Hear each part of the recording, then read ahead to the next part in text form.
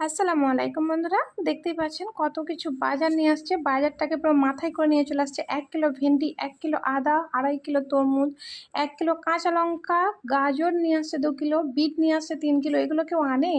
মানে আমার তো দেখে মাথা জাস্ট গরম হয়ে যাচ্ছে। আর একটা ভালো জিনিস নিয়ে আসছে, বেলে মাছ কিনে নিয়ে আসছে 1 কিলো। কেউ বেগুন কিনে আনে বলতে পারেন? বেলে মাছটা আমার খুব ফেভারিট বা প্রিয়, ওরও খুব ভালো লাগে। তো বেলে মাছ রান্নাটা আমি আপনাদের সঙ্গে শেয়ার করছি। প্রথমে পেঁয়াজ লাল করে নিলাম, এর মধ্যে ধনেপাতা, টমেটো, নুন দিয়ে এটাকে চাপা দিয়ে দেবো। বেলে মাছটা পরিষ্কার করে নিয়েছি আর কাঁচা লঙ্কা দিয়ে দিলাম। এদিকে এটা হোক।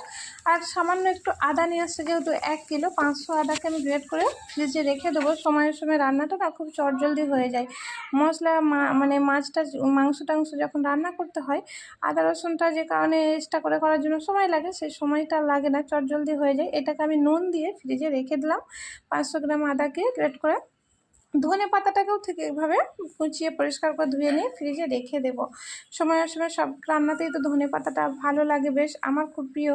তারপরে এদিকে মশলাটা প্রায় এই যে গলে গিয়েছে। এর মধ্যে এবার ঝাল, হলুদ, নুন, জিরে আর গোলমরিচ 5 থেকে 7টা দিয়ে মশলাটা ফ্রাই করে নেবো। ভালো করে ফ্রাই করে নেওয়ার পরে যে তেল ছেড়ে আসছে, এবার এটাকে আরেকটু ভালো করে ফ্রাই করে, মানে মশলাটার গন্ধটা চলে যাবে পুরো, সেই অবস্থায় কষিয়ে নিয়ে এই যে আমি মাছটা দিয়ে দিলাম। দিয়ে এবার আলতো হাতে এটাকে ভালো করে আমি নাড়াচাড়া করে নেব 1 থেকে 2 সেকেন্ড। এই যে এরপর এতে এবার পানি দেবো পরিমাণ মতো, ধনে পাতা ছড়িয়ে দিলাম আর ধনে গুঁড়োও একটু আমি দিয়ে দেবো।